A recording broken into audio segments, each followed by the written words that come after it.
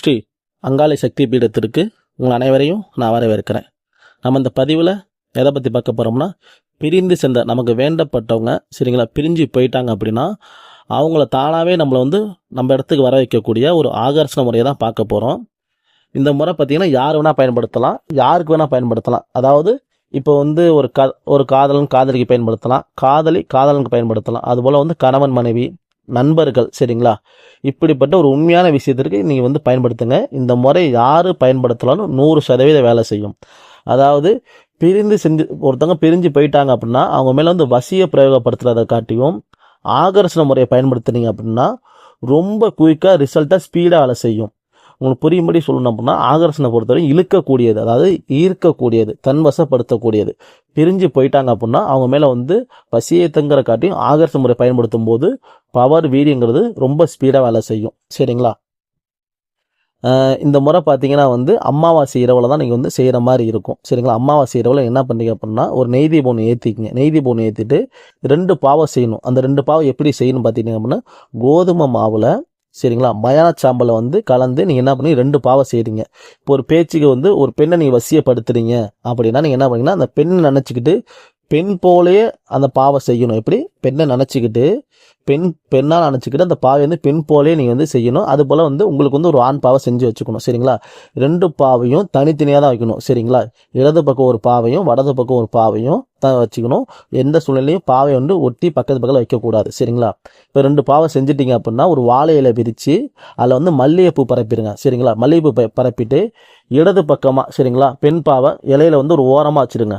அதே போல் வடது பக்கம் ஆண் பாவை சரிங்களா ஒரு ஓரமாக வச்சுருங்க. நடுவில் ஒரு அடி கேப் இருக்கணும் சரிங்களா. இப்போ என்ன பண்ணுறீங்க அப்படின்னா சம்மந்தப்பட்டவங்களுடைய பொருள், இப்போ பெண்ணுன்னு வச்சுங்களேன், பெண்ணுடைய தலைமுடி சரிங்களா, அவங்க வேர்வப்பட்ட துணி, நகம், காலடி மண், இல்லை அப்படின்னா உதிரம் பட்ட துணி, ஏதாச்சும் ஒரு பொருளை அந்த பாவையில் வச்சுருங்க. அதே போல் தான் அந்த ஆண் பாவையில் உங்களுடைய துணி சரி பொருள் ஏதாச்சும் சம்மந்தப்பட்ட பொருள் ஏதாச்சும் அந்த பாவையில் வச்சுருங்க.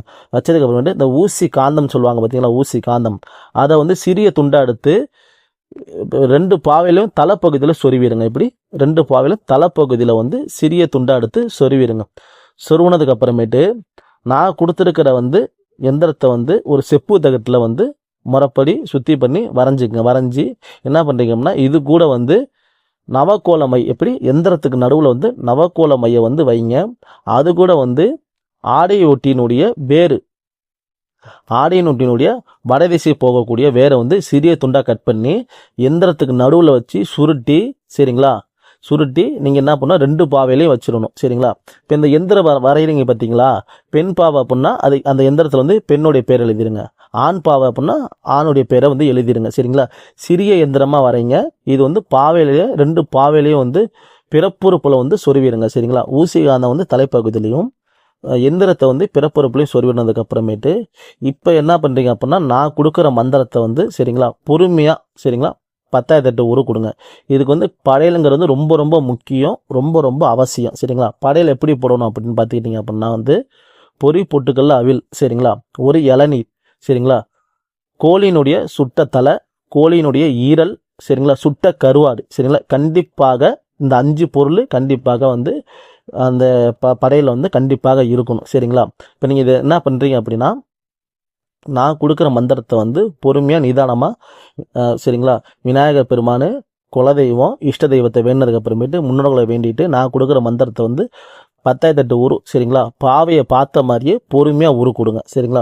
உரு கொடுத்ததுக்கு அப்புறமேட்டு இப்போ நீங்கள் என்ன பண்ணுறீங்க அப்படின்னா, 2 பாவையும் சரிங்களா 2 பாவையும் சேர்த்து வச்சு, அதாவது மூஞ்சுக்கு மூஞ்சி நேர் பார்த்தவாறு சேர்த்து வச்சு கருப்பு நூலில் சுற்றிடுங்க. சுற்றினதுக்கு அப்புறமேட்டு சம்மந்தப்பட்டாங்க இப்போ ஒரு பேச்சுக்கு மனைவி அவங்க அம்மா வீட்டிலேருந்து வரமாட்டாங்க, அவங்க அம்மா வீட்டில் இருக்கிறாங்க அப்படின்னா இப்போ என்ன பண்ணீங்கன்னா, இந்த பாவையை எடுத்துகிட்டு போயிட்டு அவங்க அம்மா வீட்டில் புதைச்சிட்டு வந்துடுங்க. உங்கள் மனைவி இருக்கிற இடத்துல புதைச்சிட்டு வந்துடுங்க சரிங்களா. ஏற்கனவே அவங்க தினம் தள்ளி போயிட்டாங்க, அவங்க எங்கே இருக்காங்கன்னே தெரியல, நம்ம அதுக்கு தான் பூஜையே பண்ணுறோம் அப்படின்னா கவலையே பட வேண்டாம். மயானத்தில் எப்படி மயானத்தில் வடதிசையில் புதைச்சிருங்க. அதாவது யார் எங்கே இருக்காங்கன்னு தெரியல சரிங்களா. அவங்க காதலியோ நண்பர்களோ இல்லை மனைவியே தவறான இதில் பிரிஞ்சு போயிட்டாங்க, எங்கே இருக்காங்கன்னு தெரியல அப்படின்னா மயானத்தில் வடதிசையில் எப்படி வடதிசையில் ஒரு குழி பறித்து இந்த இதை புதைச்சிட்டு ஒரு சிறிய பழி கொடுத்துட்டு வந்துடுங்க சரிங்களா. அது மட்டும் இல்லாமல் இந்த பூஜையை பயன்படுத்தின பொருளை மயானத்துக்கு போகிறீங்க அப்படின்னா மயானத்தில் போட்டுருணும்.